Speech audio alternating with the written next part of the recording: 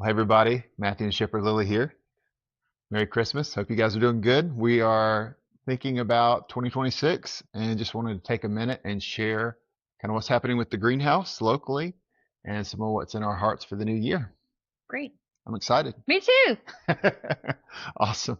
Well, we launched a prayer room this year with the greenhouse, Yeah. and we went from 1 hour to 2 hours to 3 hours. hmm And this is at the heart of what we want to see. God spoke to me about the greenhouse. He said prayer room, classroom, living room.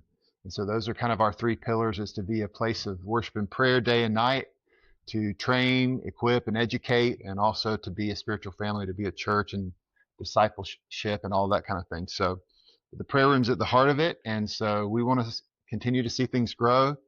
In January, we're going to jump up to 4 hours every week. I'd love to see us hit 6 hours at least Yeah. by the end of next year, Totally. which I think is very doable. And we've already got worship leaders who are possibly jumping in for some of these new hours, which is really cool. Yeah. So prayer room's been going great. Yeah. Any thoughts? Our kids are growing up in a prayer room. Yeah. That's the best. Yeah. I like it. Yeah. We want to do some worship nights.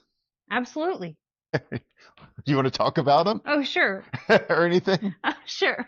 Uh, yeah. I mean, that's always been kind of the heart behind what we do.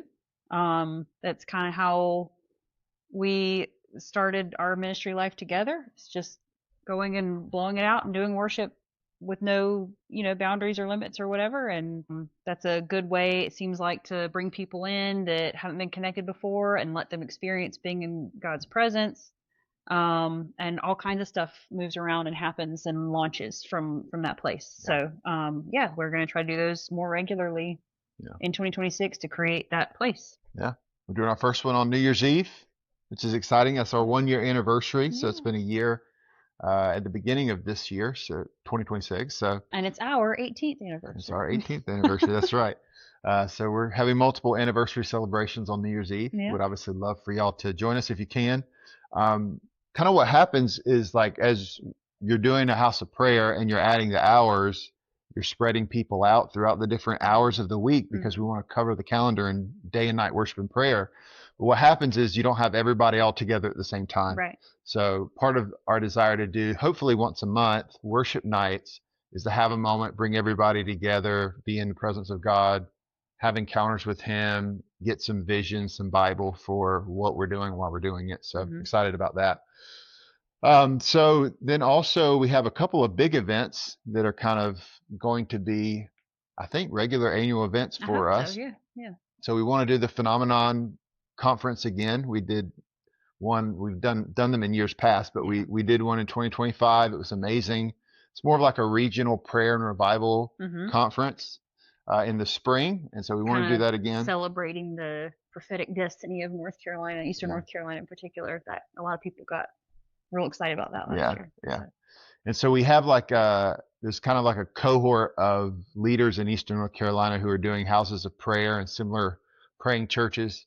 And we connect every week on Zoom, and we pray together, and we get together once a quarter, and we have a meal together. And so I'm kind of continuing that with that group, and that group kind of throws in together on Phenomenon, pull people in from the region to rally together for prayer, which is really cool. Really neat. And then in the fall, we're going to do Back to Eden again. Back to Eden Festival. So hopefully we can line that up with what ATD is doing with what we did with Communion America this year in DC. Yeah.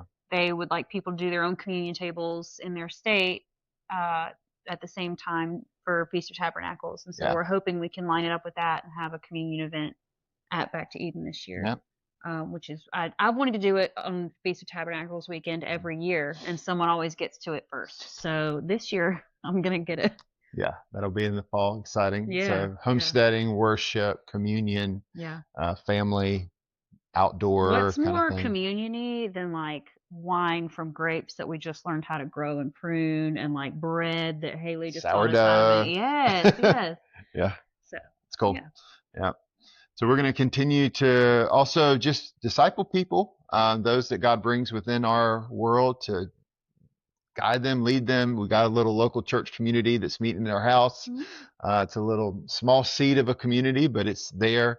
And we're going to do a few things with that too, where we kind of have some meals that are more open to the public and invite people that want to potentially come and join us and be a part of the greenhouse Just see what it's about. as their church. Yeah. So I've had a couple people ask me, like, why is the greenhouse as a church not paying you guys? Oh, yeah. And so you think, oh, you're serving the greenhouse, giving hours and hours every week to this. And the truth is that it's just very small and new right now. And so it's very normal for people that are planting churches to sometimes do 2, 3, sometimes even 4 or 5 years where they depend on outside support as they're in the planting process. And what that does is it frees them up to give themselves to the early stages of it and begin to build something so that eventually it becomes self-sustaining. That's true of building most things. It's like first couple of years you're putting out. Right. Like that's Yeah. So we're still in that phase. We're still in the pioneering, planting, early phase, and we're still depending on support from those who give to Presence Pioneers that frees us up to be able to serve the greenhouse. For me, particularly, as my job and vocation. But I'm we're just doing making the food. But we're doing it together. You're helping out a lot. But we are trying to meet a year-end goal of $30,000 for Presence Pioneers in order to launch us into 2026. And so if you're watching this and would like to give, you can go to fundprayer.com. You can track our progress. You can see where we are, and you can give right there. We have a $10,000 matching gift, which is really cool. Yeah. So the first $10,000 that we raise between now and the end of 2025 is going to be doubled. Every dollar you give is $2 towards building day and night prayer and worship. It's only a few more weeks, right? Yeah, we've got a couple more weeks. Yeah. And so we'd love for you guys to partner with us, help us continue to build the greenhouse. We believe God's desire is for it to be a hub of prayer and revival and discipleship right here in Eastern North Carolina. So, yeah, we're excited. Yeah, can't wait. Yeah, love you guys. Thanks for watching.